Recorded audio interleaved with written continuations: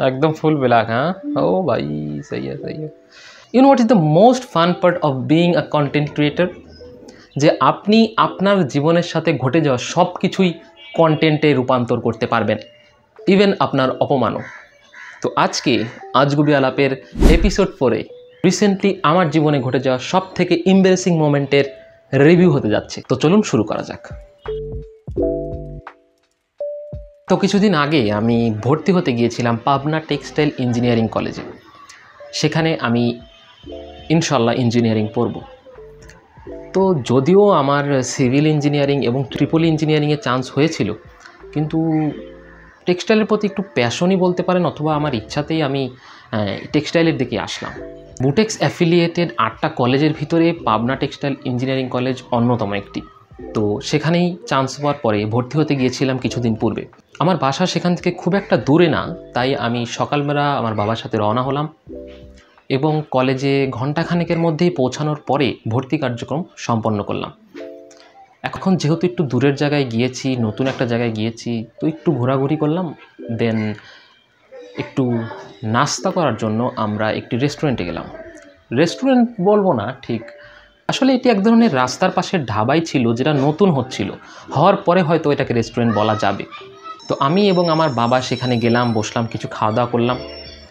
দেন আমার বাবা বিলটা দেওয়ার সময় সেখানকার যে মালিক ছিলেন তিনি বেশ ভদ্র ছিলেন এবং সুন্দরভাবে কথা বলছিলেন। তো তার সাথে কিছু কথা বললেন যে এখানে এলাকাটা কেমন, কোথায় থাকা যায়, খাওয়া দাওয়ার কী অবস্থা, ম্যাচ কোথায় কোনটা ভালো আছে, ইত্যাদি ইত্যাদি। তো কথার প্রসঙ্গে তিনি বলছিলেন যে তার রেস্টুরেন্টে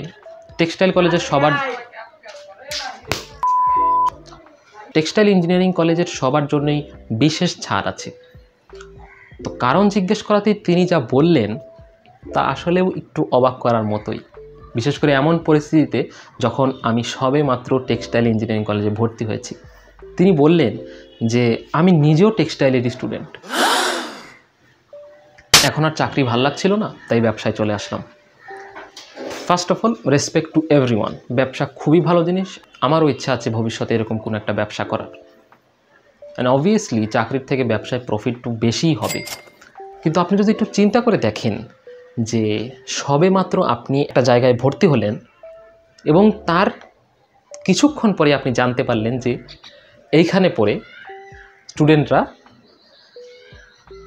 বাজারে এসে ব্যবসা করছে। It sounds a little bit itchy, you know. কথার একটু বাড়াতেই জানতে পারলাম যে তিনি এই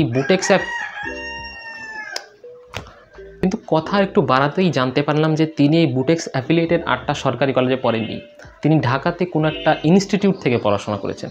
তো যাই হোক, রেসপেক্ট টু এভরিওয়ান এগেইন। তো বিষয়টি আমার কাছে কিছুটা ফানি লাগলো, একটু ইনভেস্টমেন্টও হলো, আর সব থেকে মজার বিষয় যে আমার কন্টেন্ট বেরিয়ে গেল। তো thank you for watching, I will catch you in the next one, till then peace out. শালারা এত শব্দ করে।